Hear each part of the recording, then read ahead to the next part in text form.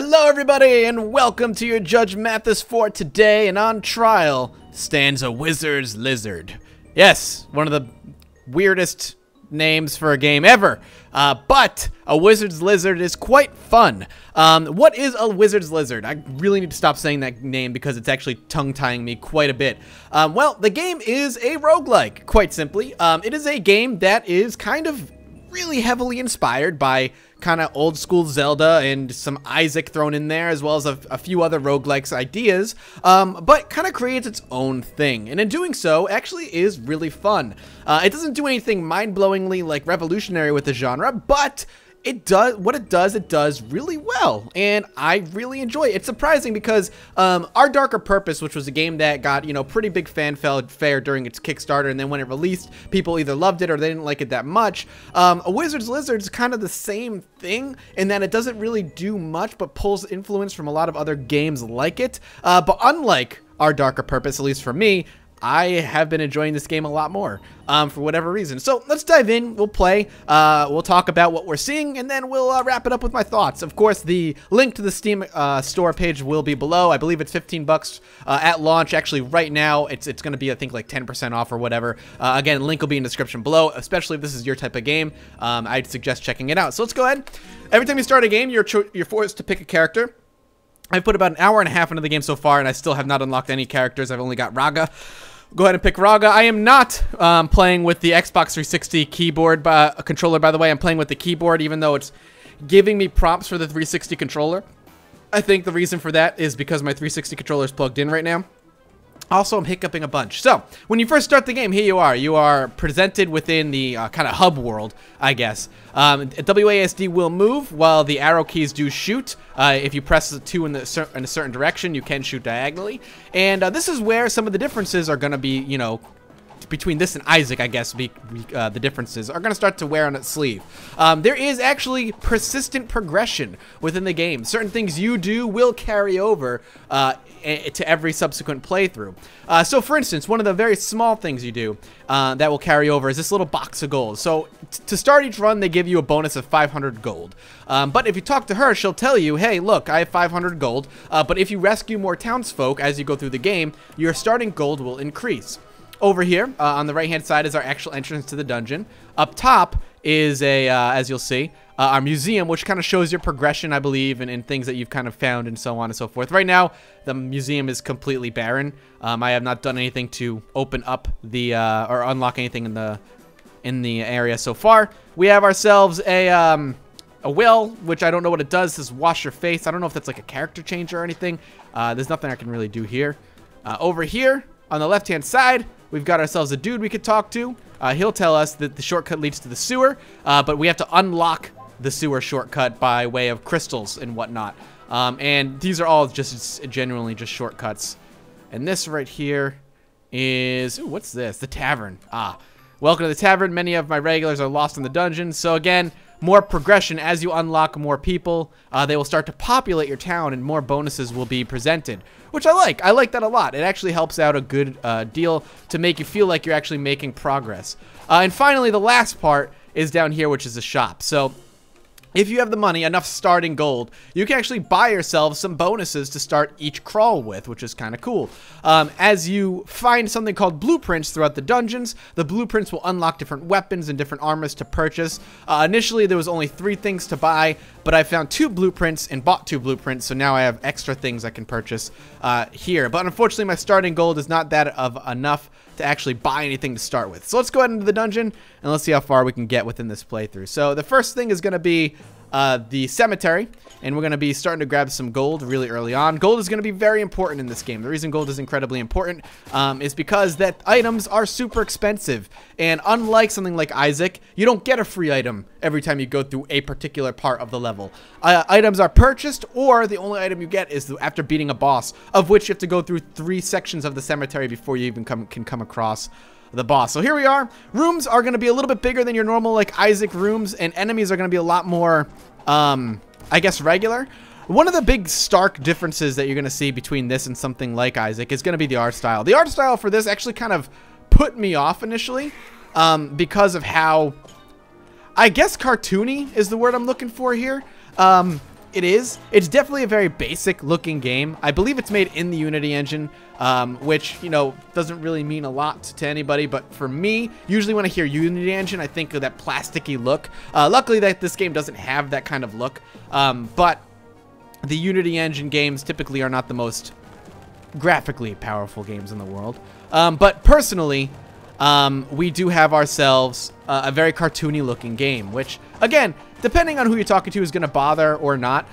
For me, it definitely bothered me initially, but as I began to play the game, its charms started to wear me down, I guess. And I found myself having a lot of fun with the game. One of the things that actually ended up winning me over, surprisingly, was its sound design. And its sound design is nothing special. It really isn't. Its sound design is incredibly basic, but everything just feels really good. I think it's a mixture of the way the weapons sound and the way the screen has a screen shake every time you hit somebody. It's definitely kind of really made me have more fun with the game than I think I rightfully should be. Not to say the game's not fun, but it's making me enjoy playing it a lot. So every time you kill an enemy, you might notice that these weird ghost-like creatures start wandering around, and this particular one right here came out from a grave. So the game has a really unique mechanic into it, which I will hopefully be I will be showing you later on, which is the death mechanic. So usually when you die, you're dead, right?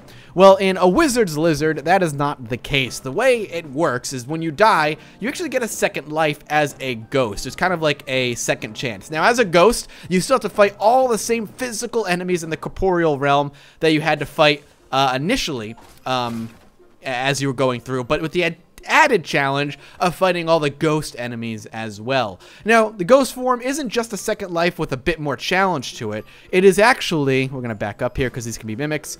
So we got ourselves battle mage boots, which I'm not actually sure what those do yet.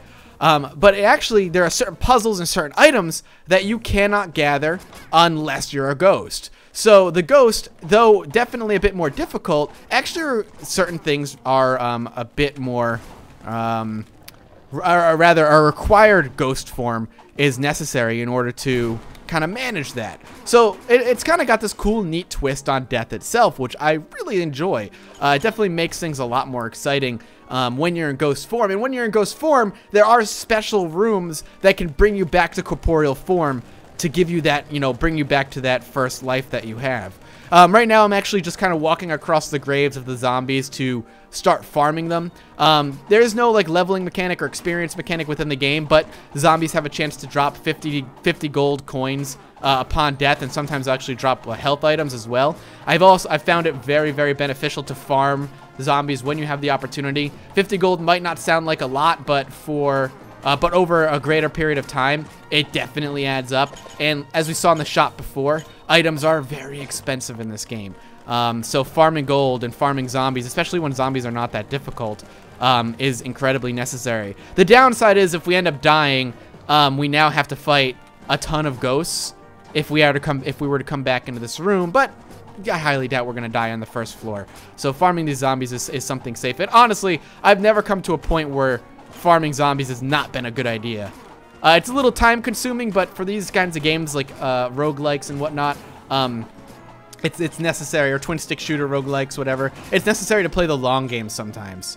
So we'll go ahead. Each grave only spawns zombies 3 times, so this will be the last time we kind of farm these zombies out. Go ahead and run across. The amount of ghosts in this room is too damn high at this point, but we will very likely not be coming back through here. And luckily, the ghosts only take 1 hit to kill with this weapon. Now, there are different weapons within the game, and the item system is actually interesting. And actually, the item system is one of my very minor complaints within the game itself. So every time you pick up a different weapon, you're going to end up dropping the weapon you have in exchange for the weapon you had before. Is there a weapon in here? There's a weapon for $12,000. And we only have 3,000 gold. I am not going to go ahead and pick that up, though that is so tempting. I'm very, very tempted to get that. So that's fine. That's not my big gripe. In fact, in the top, we'll actually cover the UI a little bit here. The left side is going to be obviously our weapon that we're wielding. The guy running is our sprint. If we hit shift, we can sprint in one direction. And that's kind of gated by a time. Whoa, by a timer. Every 5 seconds we can sprint. To the right of that is our soul blast, which we use for the X button to do, I believe. And then to the right of that is our totem, which if we hit, no wait. X is totem, Z is the soul blast. Our totem is kind of like this stationary DPS thing that is only gated by a 30-second timer. It shoots off 2 times, but there are items that can make that longer. That's how that works. But for the most part, that's pretty self-explanatory. The thing that I have a gripe with is the gear, essentially. There's no easy way to tell what gear I'm wearing, and if I pick up a particular shirt, say for instance something called the Ranger's Vest, and then later on I see maybe like two floors later I see something else that I want to wear, there's no way for me to tell what I'm wearing right now. Maybe I've forgotten what I'm wearing. I wish there was a way for me to just take a look at the gear that I'm wearing. At least there's no way that I've been able to see.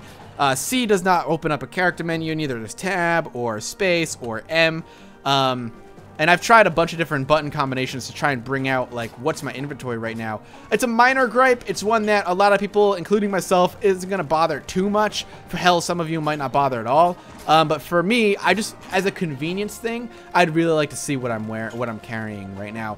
Isaac, you know, even though you don't see it right away, there is a way to see what you are carrying as long as you open up the menu. Maybe if I hit escape? Nope. Wait, what's this? Oh, holy shit. Oh, wow, that's hilarious. There it is. Hey, Battle Mage Boots increases soul power equipped to feet. Okay. Well, now we know. Now we know. All right. There we go. Question answered. Consider that gripe completely taken care of. I don't know why I was thinking, like, I don't know why that didn't come to me initially, was to hit escape and just look at things, but hey, whatever. So this right here is gonna mark the end of this particular floor. I could go back and buy those boots or something, but I think I'm gonna save my money for a shop later on down the line. Now, something like Spelunky, where you can attack shopkeepers, you can actually attack shopkeepers here. I would highly recommend against it, at least in your earlier playthroughs, because the shopkeepers are no effing joke. They whooped my ass super hard, and you cannot leave the room if you attack them. You just can't. It's not possible. Okay, werewolf enemy. This is really funny. There's a lot of kind of throwbacks to other games and other kind of forms of media, movies and so on. That werewolf is kind of like that Sega game. Oh god, what was it? Altered Beast, where the werewolf form you get in the first level, that's the attack you get. Ooh, gloves. Fireproof gloves. Let's take a look at what those do. Fireproof gloves. Decreases damage taken from fire. Well, that kind of makes sense. So these guys, looks like he's got a couple healing items and then this $15,000 potion. I don't know what that is, but it's $15,000 and it makes me think that it's going to be kind of worthwhile picking up if we end up getting $15,000. So there's going to be other rooms that don't necessarily have enemies like this one. They have buttons that you have to press, which means that the room is going to be filled with traps typically. For instance, these things are very similar to how you would find in something like Zelda or Isaac, where once you get really close, it will come after you and attack you. Sometimes the way the room is laid out, it's super easy to avoid them. Sometimes the way the room is laid out, it is incredibly hard to avoid them. Let's go ahead and try and clear out as many of these zombies as we can. Ooh, that was close. Some grave robber dudes just throwing some shovels at you. Let's see if we can pop down a totem here and see what we can do some damage. Totem's typically a good idea to drop down when you have the opportunity, especially in rooms like this. It'll help clear things up. A few healing items here and there, looks like, dropped by these guys, but for the most part, not going to really worry about it. Now, let's see if that's Mimic. Sometimes they can be Mimics, like I said. Ring of minor speed. Presumably, it just means I'm going to walk faster, which is always nice, I guess. Let's go ahead and farm up some of these zombies. And again, you know, there's not too much to really talk about as far as gameplay is concerned, just because it's pretty self-explanatory. As you're going to watch, you're going to realize, hey, you know, if you've played games like this, you know what you're getting yourself into. I guess the question is, does it do what it does well? And so far, yeah, I've been having a really good time with it. I found myself playing it, you know, more often than I expected to be.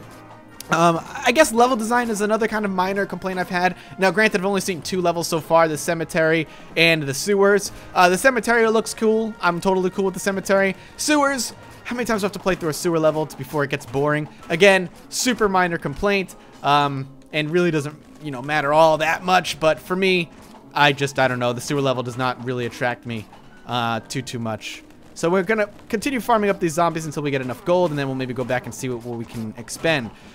a lot of people are going to definitely compare this to games like Isaac. And, you know, it's rightfully done that this is, you know, compared to games like Isaac. I guess you have to understand, or I guess the question you have to ask yourself is this different enough from Isaac to warrant a separate purchase? Or have you played so much Isaac that you're going to want to play something different? I personally think that it does things different enough that from Isaac itself, that picking up this game is going to be worth it. There's a lot of replayability here. A lot of the learning of the items is going to be fun. And I think the death mechanic, the enemy variation, and the kind of oh god, what is the word I was looking for? The constant progress. The persistent progress through the world, the overworld, and saving people, and having your little city kind of fill in with more and more people to give you more and more of a bonus for each run that you have, to make each subsequent run more fun or more successful to get you to the next level. Is definitely a big enough bonus for me, at least, to so far really recommend this game. I find myself playing. I see myself playing this game. Unlike Our Darker Purpose, I see myself playing this game much longer for many more hours in the foreseeable future. Kill off that freaking owl. The owl is such a pain in the ass. The way it works is kind of like a Gertie Jr. It'll come at you and bounce around the walls a bit. Let's go ahead and kill off this zombie. And we'll move on to, well, let's actually kill off this light here. I do want to show you the death mechanic, so I think we'll just do a full-on run here, and just until I end up dying. I highly doubt I'll make it past the first boss, or even the first couple of sewer levels. The first boss has whooped me time and time again in this game, but I think I figured out his pattern, how he works, which again is a lot of the fun of these types of games, just learning how the bosses work. I do want to clear out some of these graves before I take out that owl, because I know he's going to bounce at me. Now, the cool thing about the owl is that he will not attack me unless I attack him first, so I can leave him till very last, which is something I didn't realize until I think the last run I did. You don't have to worry about the owl until you're ready to worry about the owl, so a small mistake I ended up making the first couple runs that I had that I learned about very quickly. Let's go ahead and take care of him. Let's go ahead and take care of him. Lots and lots of ghosts, so if I end up dying here, ghosts will be a pain in the ass to deal with. We're at 10,000 gold, so a really good item would be good. Now, this will lead us to the next floor, but before we do that, let's make sure we bounce ourselves up and around to the rooms that we've missed as I stumble across looking for my words. We also go back and heal up a bit, which is always nice. And maybe we'll pick up... No, you know what? We don't have... I was thinking that maybe we'll pick an item up in the shop, but I forgot that it's just healing items that we don't really need. Let's see what's adjacent to the shop above it. Excuse me, sir. I'd attack you if I was confident in my ability to attack him. Ah, okay, good. You know what? Spend the 5,000 and grab this blueprint. Ring of Dexterity, so something we can buy in the shop prior to actually starting the run. And it will pop over to this area here.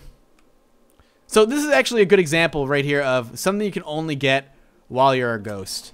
This right here is impossible to get in corporeal form, but in ghost form you can easily get it because you can pass through those areas.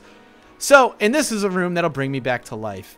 Interesting, I wish actually I had explored up here earlier, because then I probably would have died purposefully, and then came back here, brought myself back to life, and then went and got those healing, or maybe purchased a healing item. But now... there's really no point. It's a slime key too, which to me actually doesn't mean anything right now. I don't know what the slime keys are for. I've only had one once and I never got to use it, but definitely could have some uses. I'm very curious what it would unlock. Presumably something really cool, or hopefully like a free item or something. So we'll go to the next floor now, see what's along that way. And let's see, Cemetery 3. So this will be the last level of the cemetery, so to speak. And we'll be fighting a boss at the end here. Highly doubt we'll be doing very well. Yeah, there's something about the way the screen, like the screen shakes, or the enemies shake when you hit them. And the sound effect that comes along with it. The thing is, the sound effect isn't that great. And the music in this game, definitely not the most amazing music in the world. You know, probably not even in my top 10, if you know what I'm saying. But it's just something about the combination of the way they bring that sound effect into play and the way that the weapons hit, just really, really satisfying. And I don't know why. I just really like it. It just feels good. All right, so this looks like an interesting room. A couple of owls. Now those white owls over there, what those guys do, and they've got a werewolf in here, is they'll attack if you attack any other of the owls. So unlike, we're getting our asses whooped here. Oh, yeah, that's a townsperson. That's awesome. We're definitely gonna save him.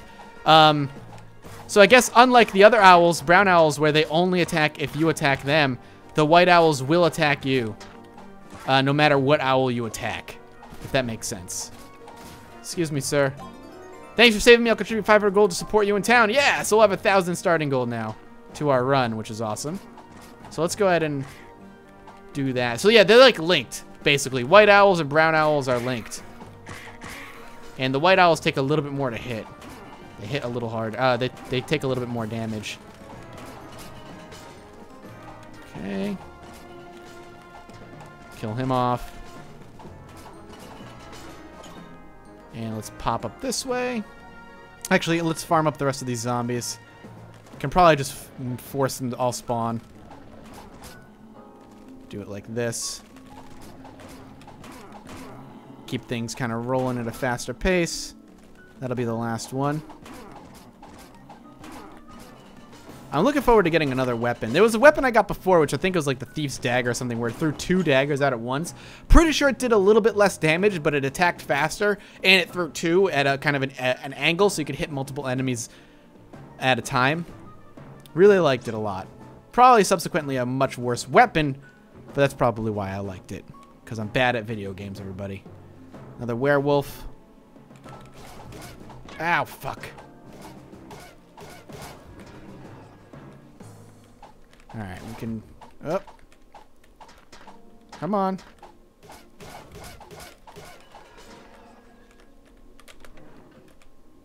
Ooh, a ring. Multi-strike. Yeah, I'll take that over the ring of minor speed increase or whatever it was. I'm ready for some healing. Okay, I don't know what these do. We've got a necklace, a totem of some sort. The totem we can barely afford. The necklace looks really fucking cool. Let's grab the necklace. Charm of totemic power. Let's see what that does. Charm increases totem effect. Not that big. It's surprising. It's not that big a deal, though. So, what is it going to make it attack 3 times? The multi-strike ring, though, is awesome. So these right here, by the way, is going to be our Soul Blast. I haven't actually done it yet. I should probably show you guys what the Soul Blasts do. That's actually good money right there. If we actually can get more money, we can go pick up that other Soul Blast, that other totem-like looking thing. I wonder if it changed what the totem effect is. That'd be cool. Let's definitely go back. And if we ended up fighting and killing the boss, we might have enough money at the end to actually go back and buy that.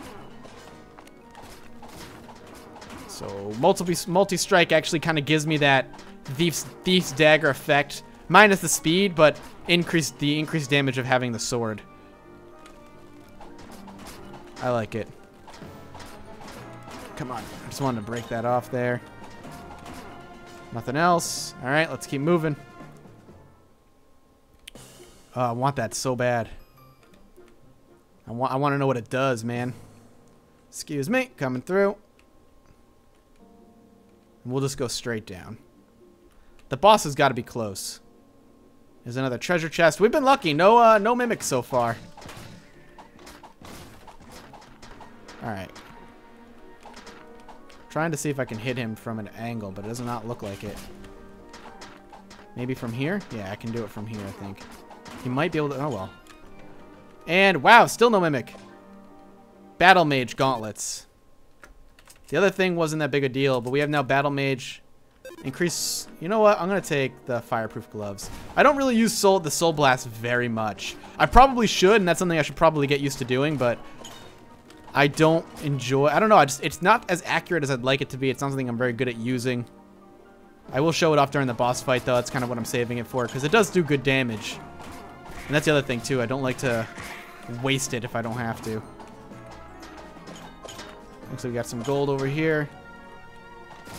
Hey, yeah, that's awesome. We might actually be able to go get that before we fight the boss. Come on. And you. Is that it? Is that all of them? Let's go grab this. Up one more. It's a boss up here somewhere.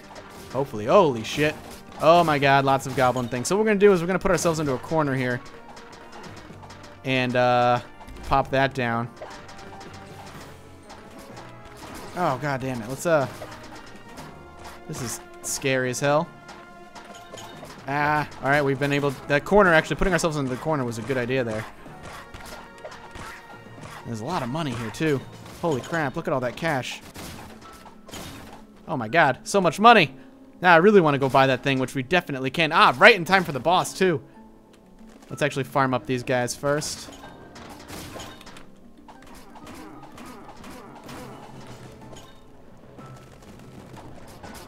Here we go.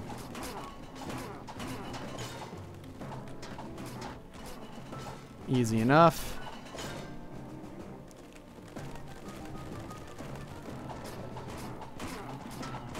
I like this multi-strike thing. It's going to allow that boss fight to be a little bit easier. The boss fight's kind of a pain. He has a lot of health. He hits really fucking hard, and he spawns zombies.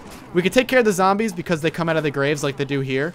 But they take a little bit more than 3 spawns. I think they have like 5 spawns before they're out of zombies. So focusing on them and ignoring him to start tends to be the very best option we have. So it's up, I think, right? I think it's this way. Yep, straight up. Ah, I forgot that if you try and change directions too quickly. Earth Totem. So it does change our totem effect. Crushes enemies with rocks equipped to totem holster. So if we use it right now... So it just throws rocks. Oh, they bounce, though. Oh, that's really good. Oh, hell yeah. Definitely. Much better than our initial totem. Whoop, almost just walked into a little bit of damage there. That would have been silly of me. Let's ignore that if we can. So just up 2 more and we'll be good. And here we go. Again, sound effects. Really not that good. But for some reason they work, the combat ones work well. Alright, so here we go. Zombie Warlord. It seems to be the same boss every single time as well, which is a little bit disappointing. Alright, let's go ahead and plop that down immediately. So the rocks hopefully will end up doing some work. Whoa. Let's actually spawn these guys as quickly as we can here. Deal with them. So we can see we got rid of the graves there. And now he spawns them by himself. Oh shit.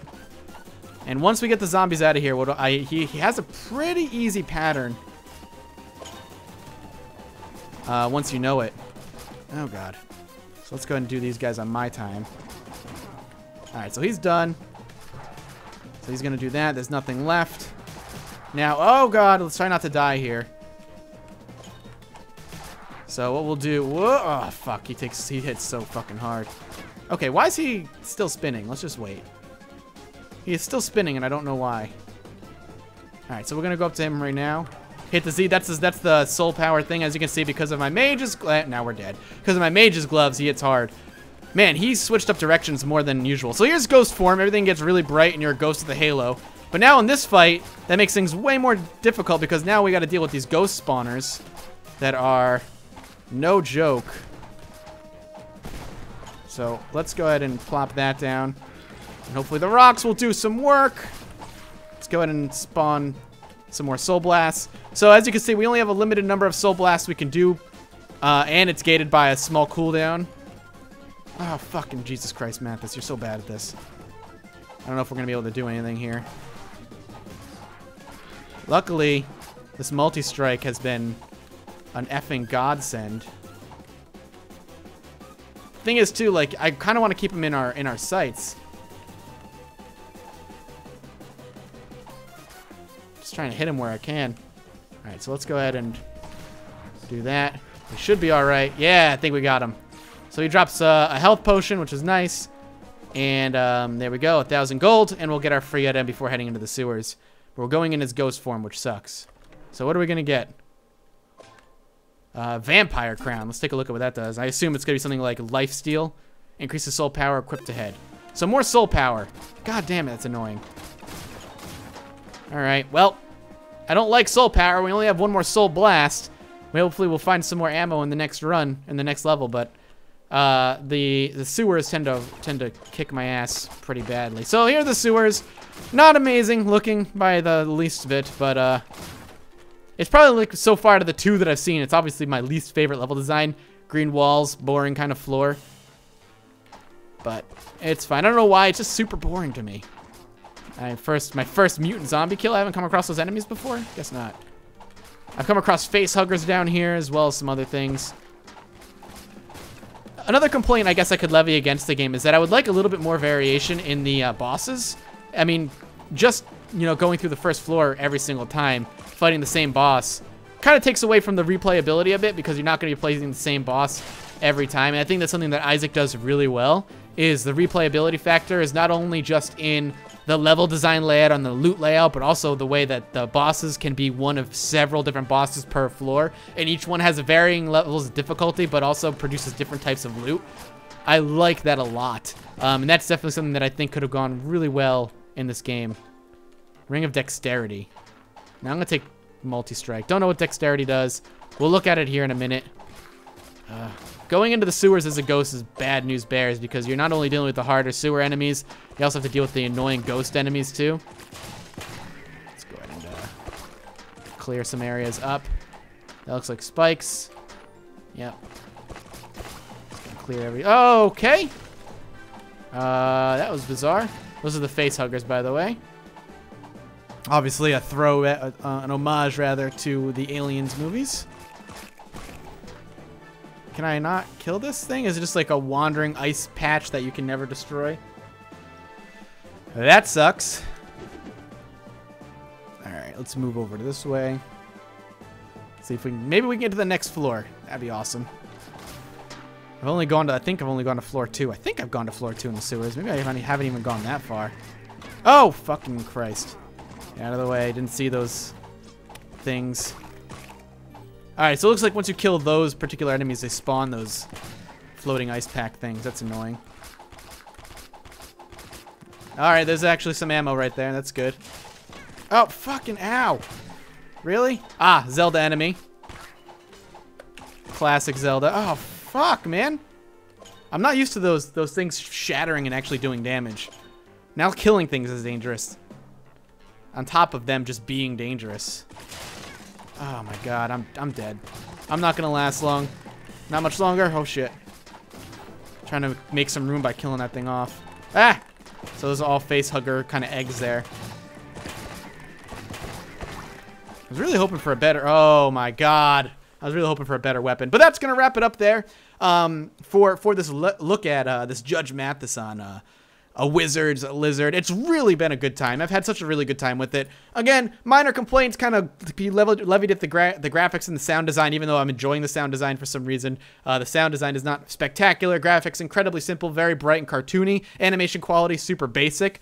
But it has not detracted from the fact that the game is still fun to play. The game feels good, has very responsive controls, and that screen shake makes hitting things feel really, really good. And that persistent kind of progression while unlocking other people for your town to make your next runs easier and easier and better is really fun, and I like it a lot. And of course, it's something we've seen in other games like it before, particularly, oh god, what was it? Rogue Legacy.